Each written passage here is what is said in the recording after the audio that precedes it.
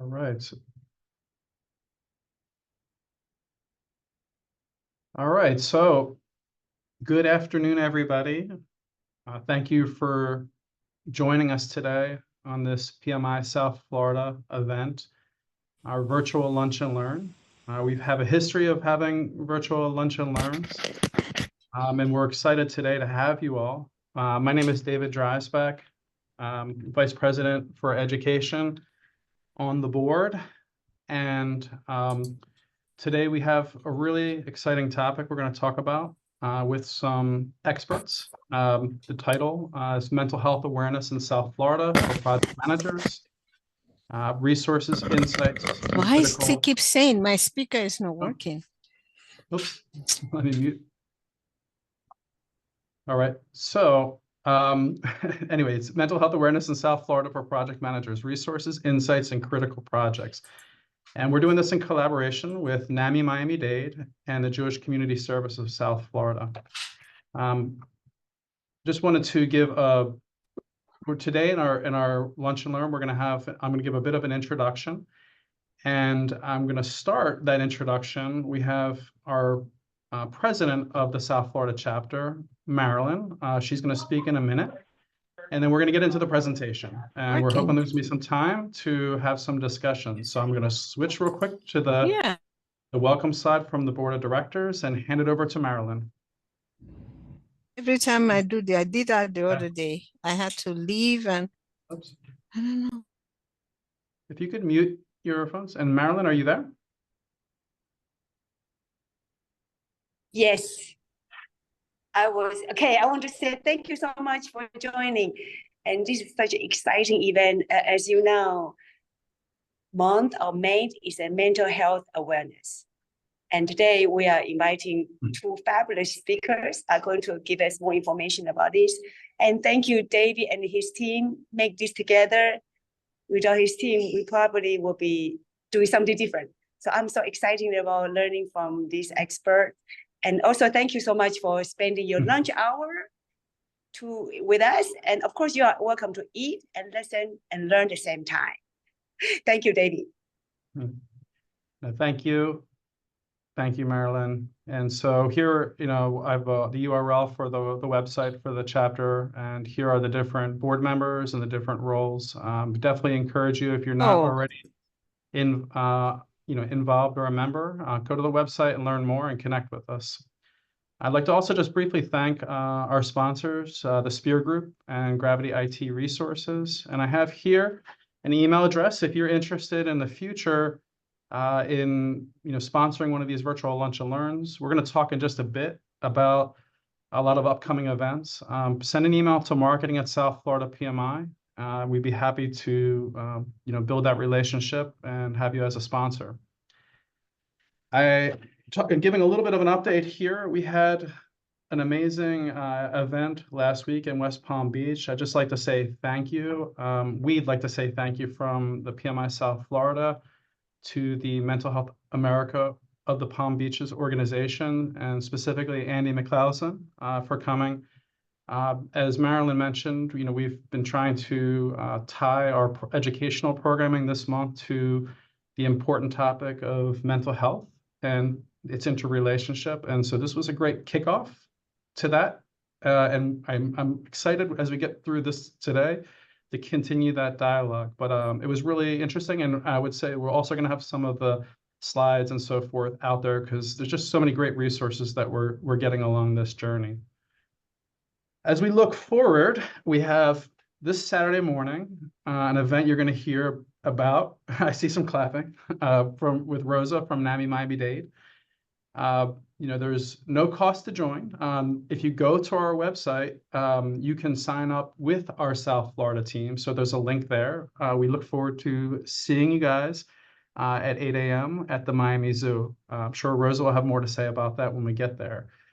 I just want to mention also that we have other educational things coming up. We have a Toastmasters on the 22nd, and we also have the PMP study group also on the 22nd. And there's a QR code here on the left-hand side that you can scan to get to our website, and you'll see all of these upcoming programming. We also have a virtual event with the speaker Neil Witten on the 23rd. So it'll be similar to this. You'll be logged in via Zoom. We'd encourage you to attend. This one's going to be at 6 to 7 at nighttime. As we look forward to July, well, actually, I think we skipped a month here. Let me see here. I think we missed a month. The month of June, we have a slide, June 6th at 6 p.m. There's going to be a think tank event. It's going to be in, it's going to be, all the details are going to be posted on the website. It's at the Southern Wine Maryland. The location of that is, if I remember correctly, the Southern Glade. It I don't know what is happened to the slide. Southern Glades, and Yeah. I believe you have that slide. We Is have it that there? slide. Maybe it just Mhm. got moved or Yeah. something. Oh, there it is. Okay. Sorry. Yes. Yeah, this Mhm. I know I put like 10 minutes into getting that slide together. From 6 to 9, you know, the topic for the month of May is we're trying to time in mental health, but you know, the month of June, we're trying to tie it to jobs. So June 6th, again, there's going to be a think tank event. We're going to have a great keynote speaker that's going to be tying to branding. We're also executive presence, LinkedIn, best practices. And we're also going to have a panel discussion there. So if you are, you know, at some point in your career looking to find a job or change careers in project management, definitely would encourage you to come to that and go to our website. More information is going to be posted out there. Just like we're having a virtual lunch and learn today, we want to try and have another one of these virtual lunch and learns, again, tied to the theme of jobs and project management. So I have on the bottom right-hand corner an email. We would like to, if you are interested in presenting or you have an idea for something that you think would be valuable for the community, definitely reach out to us, send an email to education@southfloridapmi. I guess these slides were just a little bit out of order. So in July, so I just covered June. July, we have a family networking event, family bowling and networking event on July 20th. And one of our biggest events of the year, our biggest event, we've confirmed the date and location. So mark the calendars. I'm excited because we've been having a lot of great brainstorming meetings as a chapter. I think we're going to have a lot of exciting things coming out in the upcoming weeks. Definitely during the month of June, you're going to hear more about the theme. But right now, we just wanted to let you know to mark your calendars because we're getting really excited about how this conference will shape up. As we do all of these events, we just want to mention that there is an Events Wallet app that we would encourage you to download that will help as we go through future events with a lot of the networking within the community. There's also authorized training providers. I've got them listed here, some upcoming courses from PM Orange. I think we have actually someone on here from PM Orange. We have some dates in May and June for the PMP certification course. And then we also have with Academy Leadership from September 10th to 12th, a leadership training. The URLs here, there's a lot more out there. I'll just encourage you to go out there. We talked about the June events. All right, so why we're here today. You know, it's been great to be on this journey this last month, trying to think about what would we talk about this month. And, you know, last year we had our conference in the topic of AI, and you know, AI is really important, and we embrace technology as project managers. But I think, you know, in discussion with some of our volunteers and just in general, I work at a university like FIU. There's lots of projects that are going on in Miami, in South Florida. We have 1,000 active projects at FIU. A lot of them are in the community. And thinking about what are the big issues out there, you know, the topic of mental health came up in our discussions, and we thought, you know, it'd be great to explore this. A lot of different people we talked to over the last month, and it led us to some great speakers that we have here today. You know, overall, the objective we had today in this topic and the theme for the month is just to try to help connect the dots between, you know, some of you all that are doing project management as a profession and some resources that could be available to you as a project manager, right? If you yourself or someone in your team, you know, is having some challenges, because I think a lot of people generally, and if you look at statistics, you hear about this, we wanted you to find these resources. We also wanted you to think about what are the exciting projects that are happening in project management in these areas in South Florida. And I think we're going to have great speakers today. As Marilyn mentions, we got some experts coming up that we're going to hand this off to. So with no further ado, I'm going to introduce our speakers today. We have the Communication and Outreach Director of NAMI Miami-Dade. I'm so happy to have you here, Rosa. I can't wait to, every time I've talked to you, I learn something more about the different projects and all, and I guess, all of the things. There's so many things I haven't known in the last month. I'd also add, we have Richard Schutz. He's the Associate Director of Contact Center Services for the Jewish Community Services, South of Florida. With that, I'm going to pass it over to you, Rosa, and let you tell us more about NAMI Miami-Dade and some of the interesting work that you guys are doing there. Thank you.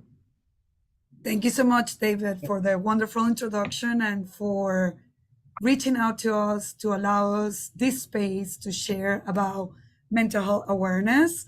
For us, May is, we call it our Super Bowl. It's Mental Health Awareness Month. So we're everywhere in our community to make sure that we openly talk about mental health and share resources. So I'm going to share my screen, so please bear with me. I know technology is our friend, but sometimes to me, it's like a distant cousin. Sometimes it works and sometimes it doesn't, but we're here. Are you guys able to see my screen? Yes. Perfect. I saw a thumbs up. Thank you, David. So let me introduce myself again. My name is Rosa Andrews. I'm the Communications and Outreach Director at NAMI Miami-Dade. And NAMI stands for the National Alliance on Mental Illness. We are the largest peer-led mental health organization in the United States, and we are the affiliate here in NAMI Miami-Dade County, and we also serve Monroe County. I want to kind of share, before I share our resources and programs, who we are. So all of us are staff member and trained volunteers who are family members and peers. And when we say peers, and you'll hear the word often throughout our presentation, we mean anyone with a mental health condition or a mental health struggle that have lived experience. So our mission, it's clear and simple. We're dedicated to improving the quality of life of any individual with a mental health condition and their families through our three biggest pillars, which is support, education, and advocacy. And all the programs and services that we provide are completely free to all participants. We are a nonprofit for impact organization. So as you can see here, there's a list of all the programs that we offer. Again, all of them are completely free. And I'm going to explain what those are in the next couple slides. So the way that NAMI works, right? It works kind of like let's imagine Netflix. We're trying to watch Netflix and there's so many movies that we can choose from. So NAMI National has an array of programs and resources available, and each affiliate gets to choose which programs to bring to their community depending on their needs. So I wanted to start with the helpline. It's more about warm line because we're not a crisis line. And I want to start with the helpline because sometimes the support that we need is being able to call someone, tell them what we're going through, and then finding resources, whether that's our own resources as NAMI Miami-Dade or connecting them to amazing organizations in our community. And you're going to get to hear one of our favorite ones after I do my presentation here. And connect them to other organizations that offer other services that they can benefit from. So our helpline or warm line, it's open Monday through Friday from 9 to 5. We offer support in English, Spanish, French, and Portuguese, and hopefully soon in Creole.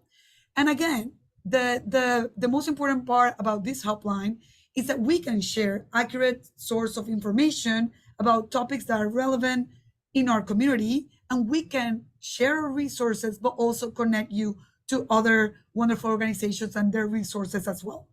As I mentioned before, we're not a hotline crisis line, and you'll learn more in this presentation about other amazing helplines that you can reach out. But if you need immediate mental health crisis intervention, you can call 988. And then we move into our programs. So I wanted to start with our support groups, right? Because I think NAMI, right? NAMI as a organization was born with one of the biggest pillars that we created our mission was in providing support for our community. So it's a good way to start when we talk about our programs, to talk about our support groups. They are structured meeting led by 2 NAMI trained and certified persons with lived experience. We have 9 virtual groups. We used to have them in person. The pandemic happened. We had to move them to, we have to move them to virtual, to Zoom.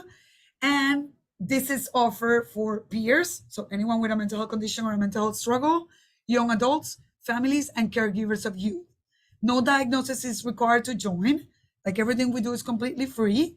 And the only requirement is that you have to be 18 and up. So as you can see here, here's the calendar. We have some of the general groups for peers and for families, but then we have some specific groups.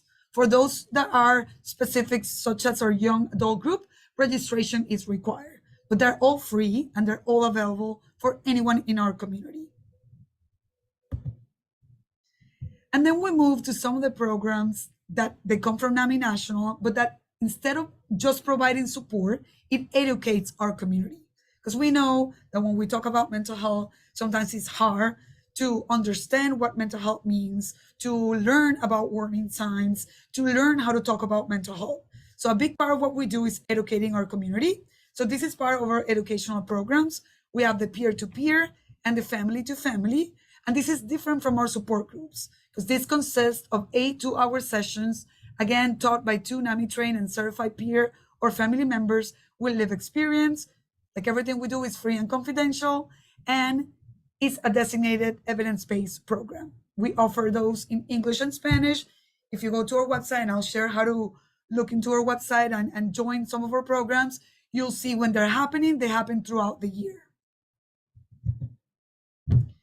And now we move to when you are a part of the community, as we are with Miami-Dade County and Monroe County, we're always listening to our community and what they need.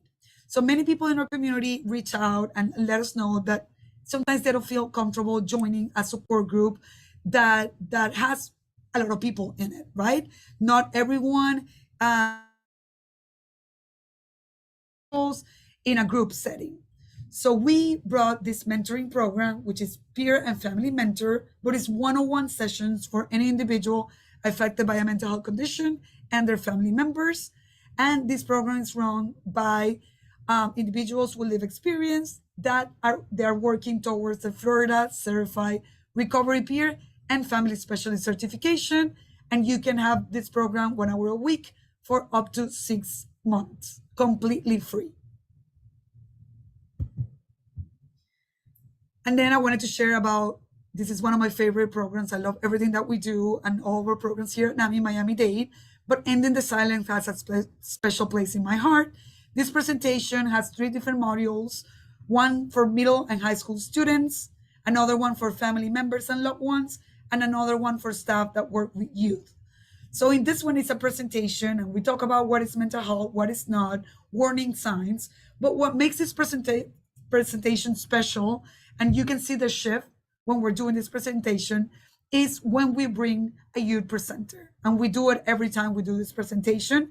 They're between the ages of 18 and 28, and they share their own mental health journey, their ups and downs, how it started, how it's going, and how they're doing today.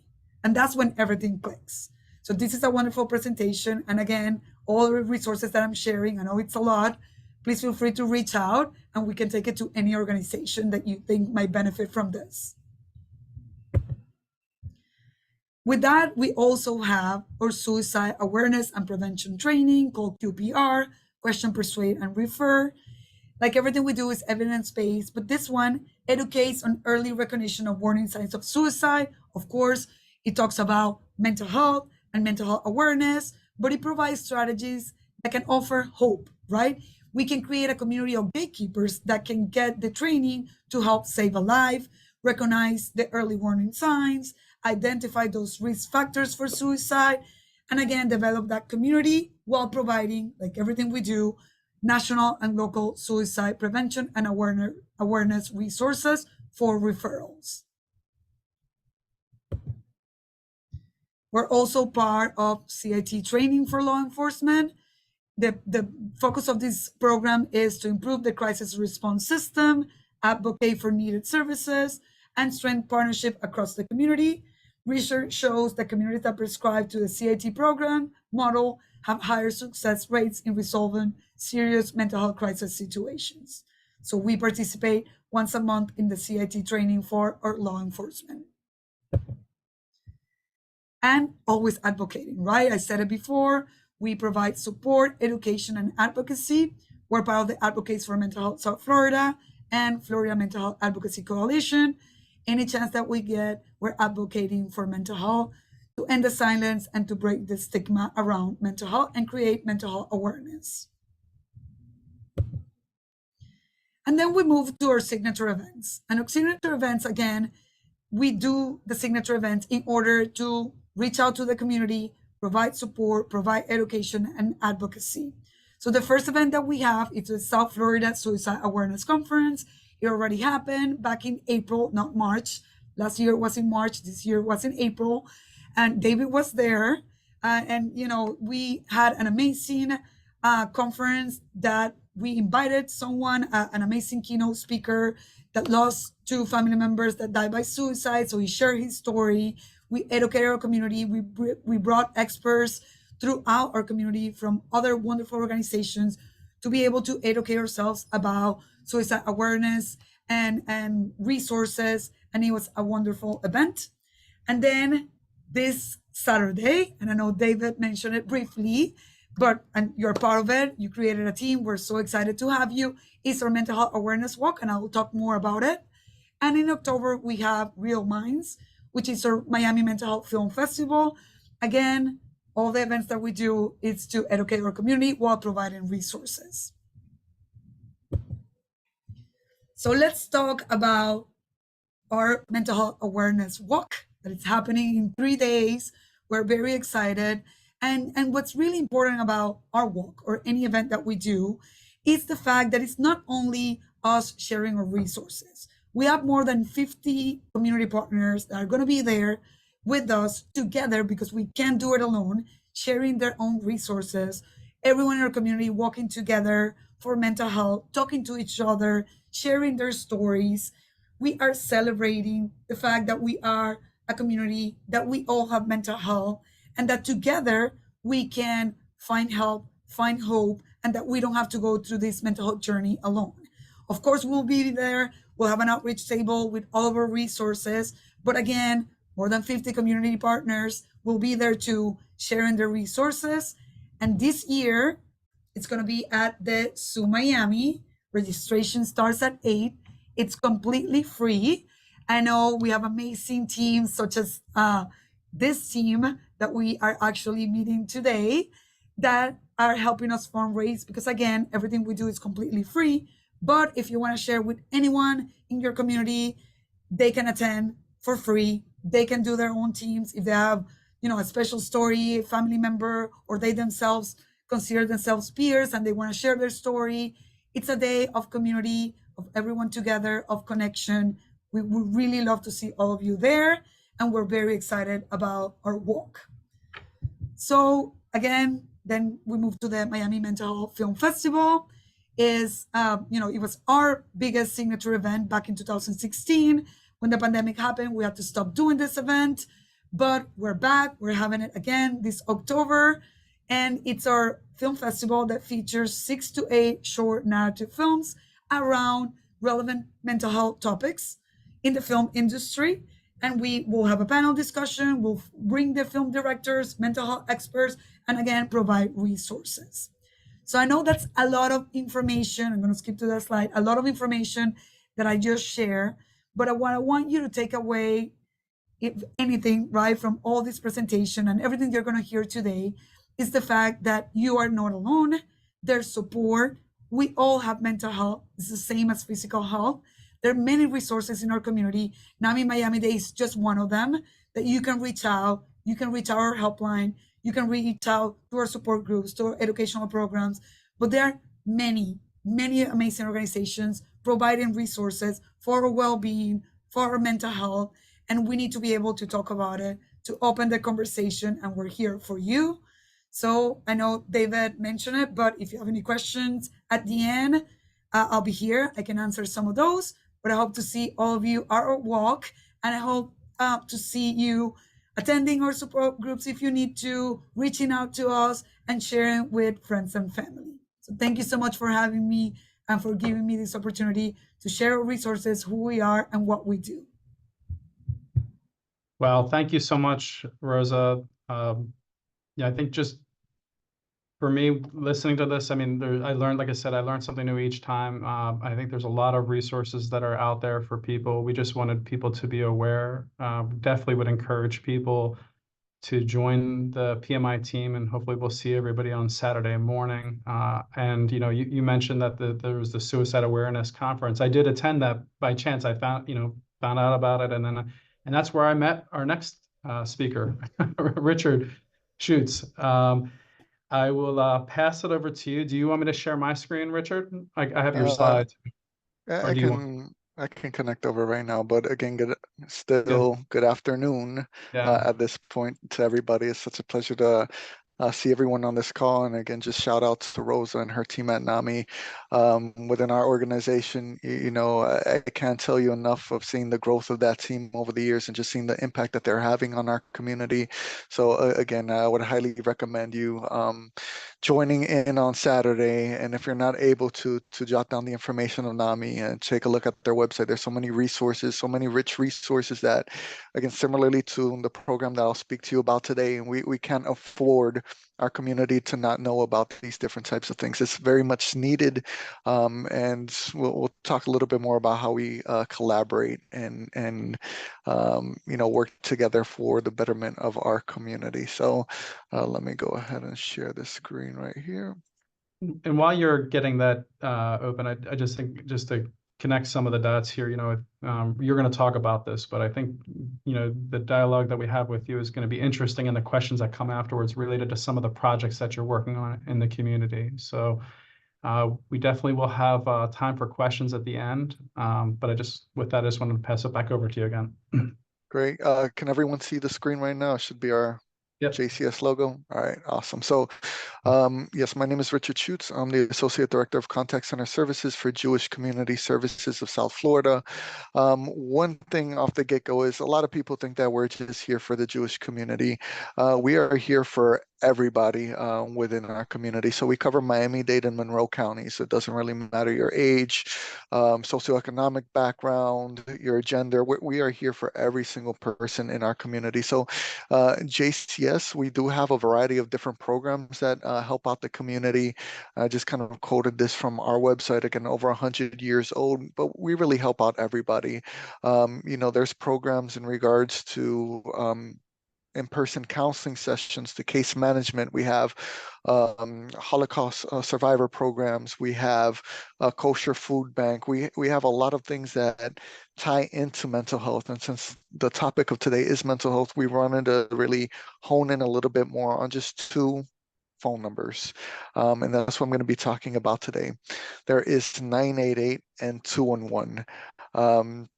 And I'm just curious, based off of the group here, if you can give me like a little thumbs up or that little thumbs up logo, how many of you have heard of 911 at some point in your life? Give me a little thumbs up if you heard about 911. All right, so I'm seeing some thumbs up. If you do not have your thumbs up, I highly recommend looking into that, because it's it's something crucial. Again, we know that we can call 911 for other emergencies in our community. If there's a fire, if someone's having a medical emergency, if there's been a break-in, a robbery, we know 911 is that number. A lot of people don't know that this number 911 actually started off in 1968, but you and me, we might remember learning about 911 when we were a kid, or our parents telling us, hey, only call this number for this type of emergency. So we've heard about that. It's been part of our culture now for many decades right now. But a lot of people are unaware of 988 and 211 within our community. So as you see here on the screen, 988 is that National Suicide and Crisis Line. Prior to 988, it was known as 1-800-273-TALK. It's probably easy to guess why they went to a 3-digit number, because when you're in a crisis, you're really not going to remember that or try to find what is talk, what does the T stand for. Let's just keep it simple, dial 988 in recognition of that number 911 that we're so familiar with in our community. So this number is available nationwide, Canada and Puerto Rico. In Miami-Dade and Monroe counties, JCS is the organization that answers for this service. Again, if you're in Broward County, the First Call for Help of Broward answers that. If you're in West Palm Beach, the Palm Beach Treasure Coast Contact Center answers for that. In the state of Florida, we have about 13 centers that answer for the 988 line, but the goal is 24/7. If someone's in a crisis, maybe they're just needing someone to talk to because they're down and depressed. Maybe they're not suicidal, but they have no one. That line is there for those individuals.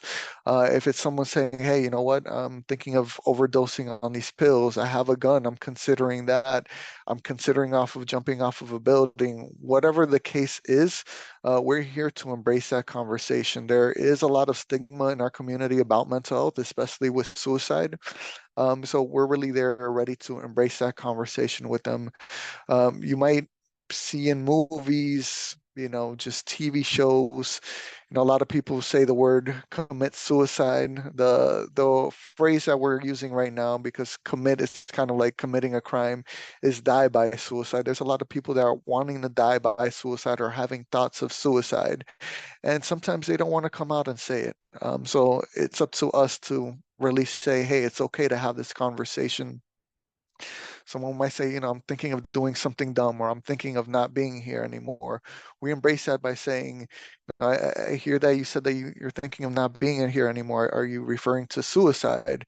And once they see that, we're not afraid to talk about it, they open up and have that dialogue. So that's what we're noticing on these calls, and knowing that we are a source of support for anyone on this call, whether it's for yourself or someone else that you might know. God forbid that any of us will ever need this service, but it's great to know that is available. So I highly recommend you save this number in your phone, or even check in with a friend or family member later on today and just shoot them a text. Hey, have you ever heard of the 988 line? Chances are they'll tell you they have no clue what that is, but it's a great opportunity of us as a community to come together to really say, hey, this is available. I can't tell you how many times we've had calls where people are saying, I wish I knew about this before my mother died by suicide. I could have given her this number. Or I wish I knew about this 15 years ago when my brother was, was self-harming and had to be Baker acted. It's not about wishing, it's about putting this into action. And I think each and every one of us, has that responsibility to, educate ourselves, but then educate our family members and friends. Like Rosa mentioned, we're out in the community, we're going everywhere just to kind of build that awareness. But as great as our organizations are at doing that, there's still a lot of people out there that are unaware. So, we invite you to, join these efforts to really better our community. So the next time we ask anyone, do you know about this? Hey, we do know about this, and we're advocates of that. And then tying in with the 211 line, there are other emergencies that aren't suicide or mental health related and are not 911 related, but again, could it lead to suicide? Could it lead to other things? Yes. What if someone's been evicted from their home and they need to find a shelter? What if someone received a notice from FPL that their power is going to be cut off in a week and they don't know where to go? What if a child has been diagnosed with a learning disability and their parents needing a low-income program that can offer specialized tutoring for that child? Anything social service related, 211 is that 3-digit number that you can call. Again, also available 24/7 in English, Spanish, Haitian, Creole, or in any other language that the person feels comfortable with. And we're going to be exploring those needs that that person has. We curate a database of over 4,000 different programs to connect them with those services and meet them with where they're at to find those options. Because again, there's so many options out here in our community. People don't know where to start. People don't know where to go. So it's important to know, where to go. Again, NAMI, we'll get calls as well. People saying, I'm really not suicidal. I'm really calling because my brother's having, mental health issues, and my family were having a hard time coping with that or how to handle that. We're going into our database, spam. We find NAMI as an excellent resource to connect that family, to connect to those resources. We can connect over to NAMI. We can connect to other mental health programs in the community. We can connect to, you name it. We have that opportunity to connect those people with those resources and services. So just to summarize it all, and we'll be able to answer more questions, at the end of this. But again, 988 suicide and crisis, 211 resources in the community for social services, maybe basic needs, things of that nature, food, shelter, etc. You name it, chances are we can guide you in that right direction. And what I'm gonna also do is, in the chat in a moment, I'm going to put my personal email address. If anyone on this call, maybe they're not comfortable in having this conversation right now or asking certain questions, I'm going to make myself available to you guys if there's any questions or any other additional areas of clarification I can offer, since we never know who needs it. A lot of us have been affected by suicide through family members or friends over the years, and as Nami would say, it's time to break the stigma. It's time to move forward together, and whatever it is that we can do to dispel any rumors or anything along those lines that you may have heard, we're here and available to do that. I will dispel one of those rumors right now. A lot of times people think you call 988, police will show up. That is not the case. There are times that we do need to collaborate with 911 to get emergency services out there.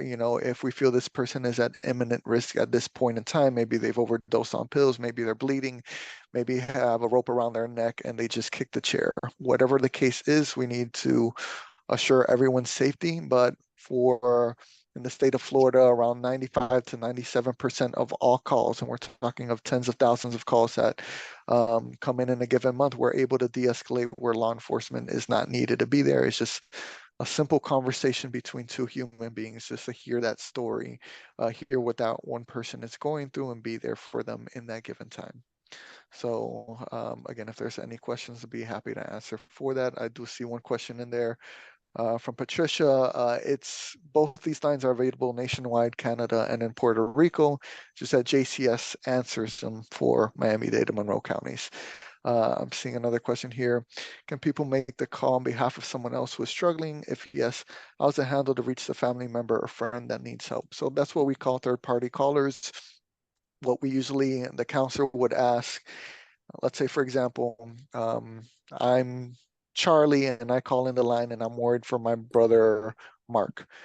So I'll have that dialogue with Charlie, assess if Charlie's suicidal because of this, if he's okay, but then get Charlie's name and number, and then I'll get Mark's name and number, and I'll let Charlie know. I'll call Mark. I'll let him know that, your brother Charlie called, concerned for you, and asked if I could give you a call. Can you tell me more what's going on?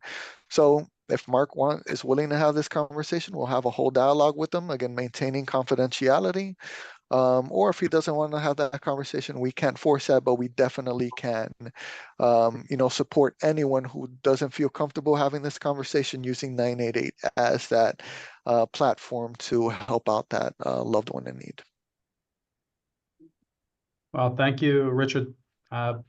Such a great number of resources. I hope that everybody, listening, because I was not aware of 988 a month ago. And so hopefully some of you will take some of these things, and when you try to think about how this relates to your everyday life, right? You have teammates in your work that may be stressed out or going through a divorce. You may have kids that have mental health challenges. And I think, Richard, everybody's got some scenarios, right, in their life. I think one thing that Richard said was the word connect, right? And I think that's what we're trying to do here a bit, is just introduce resources to you all. And, there's a lot of words that I heard throughout this that connected to me with project management, right? We talk about impact. I think Richard or Rosa say impact, the impactful the critical work that they're doing, right? So if you think about the rollout of 988, I think about the complexity of that project. Question I have for you, maybe Richard, is, when you think about a project like 988, what are some of the challenges, and who are some of the stakeholders that are involved? We've got a lot of project managers that could maybe help in the future. So I'm just curious if you could paint a little bit of a picture what a project like that looks like. Yeah, so Yeah. this project, Yeah. again, prior to 988, which started in 2022, was that longer line, the 1-800-273-TALK. So our organization has been answering for this line going on 2 decades right now. And the level of how this project has changed over time really, has involved a lot of different individuals. So just speaking of today, those stakeholders are SAMHSA, are the Department of Children and Families, are our local managing entity, Thriving Mind, and our funders, our agency internally, so our CEO and executive team, and other local funders as well, and then even our own staff members who are the ones that we rely upon answering these and following the strict standards of our accrediting body, the American Association of Suicidology. So there's a lot of people involved in terms of, and again, even the community, even the public, because this is for the public. We're taking that feedback from the public in terms of how to make this better, how to improve on this. So again, a mix of those groups or individuals, but then internally, how do we manage that? With the appropriate amount of funding, okay, what we're going to need to do, we're going to need to hire the staff to do it. We're going to need to procure software and technology in order to be able to access these calls, being able to document these calls and have policies and procedures in place. How are we going to build that out? How are we going to work with our funders and accreditors to make sure that we're being held to the highest standard possible for this type of service? How does that go in with creating a training plan and a training program specific for these different types of needs? So I don't think for this call I'd be able to really break down every single portion of it, but there's so many nuances of being able to manage these projects. And then again, different demands that might come from different key stakeholders to say, hey, well, we want to see this now, or can we add this? And then really being able to analyze what is it going to take? Is it a funding issue? Is it more of a internal or external marketing campaign to talk about why is this needed, or how can you access these services? So there's a lot of different components that come together. We have a great team here that we're having these conversations behind closed doors, but then also in the public in sessions like this, just to kind of hear from others and educate. And if you're able to do all of that right, then the planets align, and then we're able to move forward. Again, there's always room for improvement. So that's why we're always trying to continue to execute. This project is going to be a forever type of thing. So it's never going to be to a point where, okay, we're good, we're done. It's always going to morph and transform into something new, and we need to be able to be ready and pivot for that. So let me know if that answered your question. No, that's a great answer, and I think I appreciate that, and it in and of itself could be a whole presentation, and I think that's one of the interesting things about this topic, is because maybe perhaps a lot of the people that are here are in different industries, right? And I think we always say this, like, we're all doing projects, right? And it's just a question of how do we translate that. So a lot of things you were saying kind of tie to a lot of the different things that we learn in our organization at the Project Management Institute. And I think we have another question. I think Felipe, our VP of Marketing, Felipe, did you want to ask? Well, actually, it's here. Help me understand about the Baker Act. Yeah. Yeah, and I can tie that in terms of project management, because again, that's what here in the state of Florida, Baker Act is when someone may be taken involuntarily for a concern for their well-being for themselves or someone else. So for example, if someone is attempting suicide, it could be either law enforcement, it could be a licensed clinician that they can Baker Act someone to, be taken involuntarily to get some sort of help and assistance in terms of a crisis stabilization unit or support at a hospital, maybe if they need to pump out pills, and then be taken for mental health stabilization after that fact. Again, someone can be Baker acted voluntarily as well, but it's in terms of being held for X amount of time to receive those services. So again, that's where we're able to collaborate with law enforcement when it's needed, or even outside of this world, if 988 didn't exist, you have your therapists that have that ability to do that if there are concern for the safety and well-being for an individual themselves or someone else. So let me know if you need further clarification with that, but that was a really good question.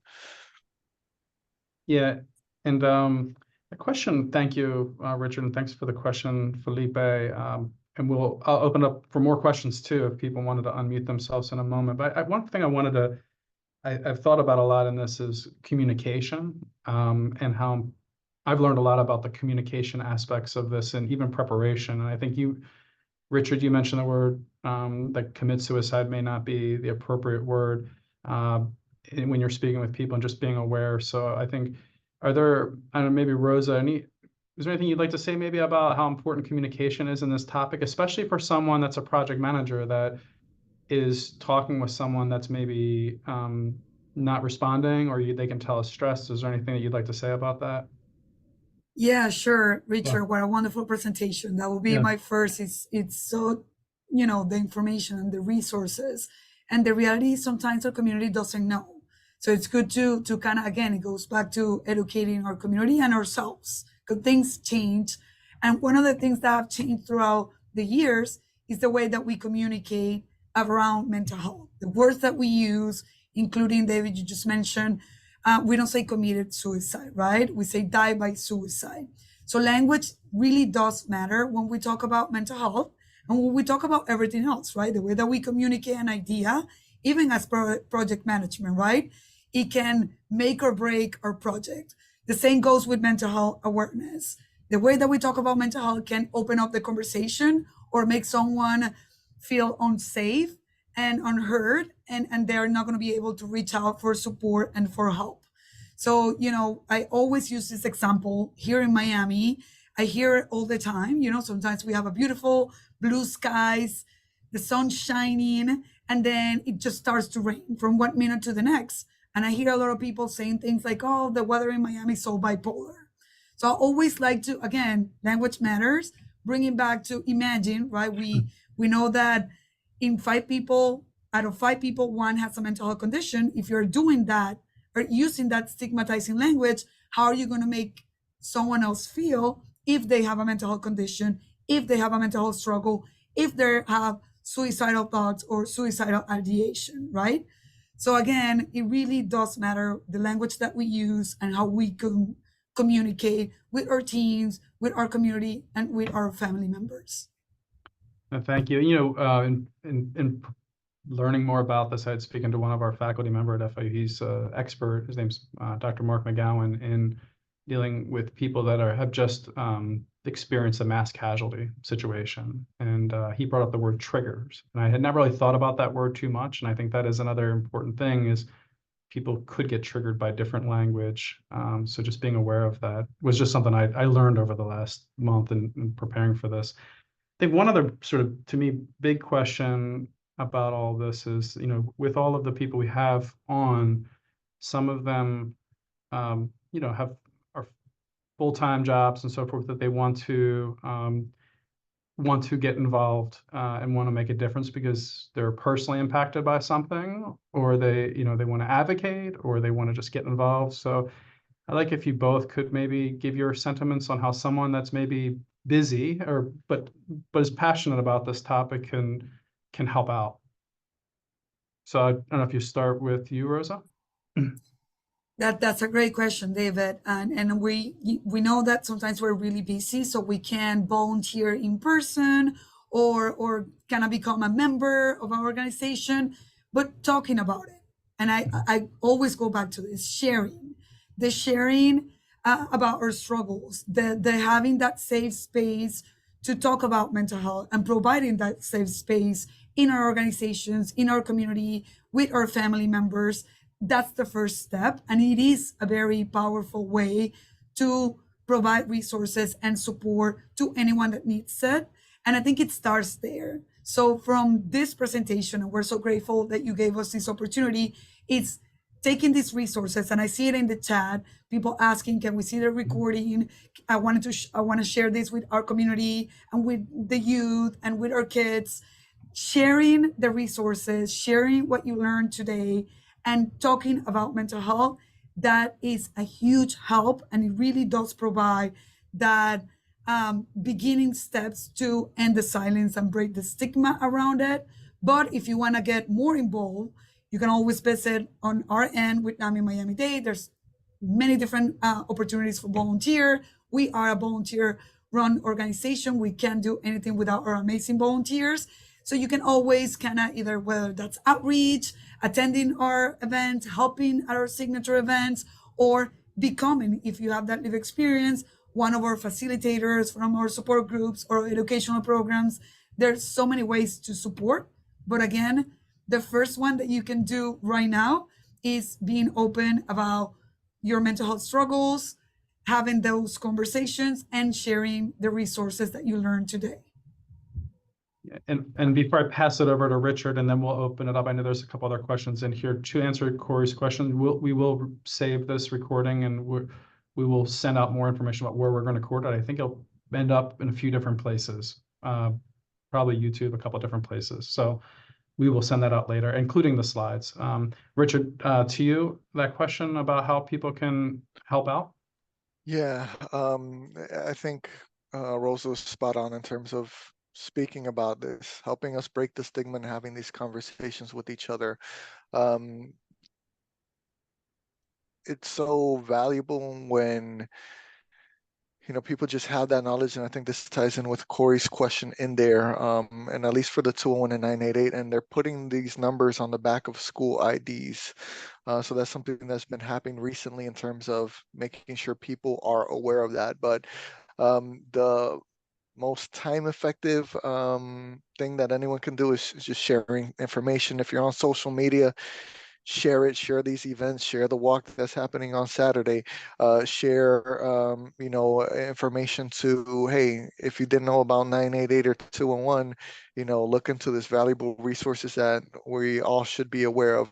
Just sharing that information. It just takes one person to know what these numbers are that could prevent a tragedy in the future. And, it just, our words are very valuable.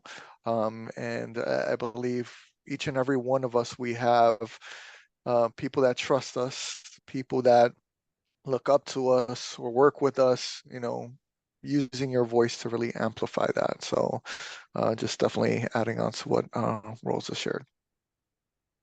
Thank you, both of you, for answering that. I think one of the things I learned in this whole thing is that it is good in the mental health area to get out there in this day of digital, this digital world we in. So I think it's good to get into these events, right? So I think if, getting people to come to these walks, I think it's a good thing to get people socially connected. So I'd encourage everybody, we put the link in there to come to the chat on, not the chat, the in-person NAMI walk at the Miami Zoo on Saturday morning. There is also another question from Corey here. Are the schools aware of these programs, and are they, to your knowledge, inserting this into their programs? And I think you maybe touched upon a bit, Richard, with the ID cards, but anything else you'd want to add, maybe Rosa or Richard? So Corey, that's a great question. We do, with our Ending the Silence programs, we have a partnership with Miami-Dade Public Schools. So we go to all the public middle school and high schools through Miami-Dade County, and also to private and charter schools as well with this presentation. And in this presentation, of course, we also share the resources such as 988 and 211. So again, we talk about mental health, we open the conversation, they know about our programs, they try to to get us to go into their schools as much as possible. But of course, like everything else, it's a learning process and we keep growing.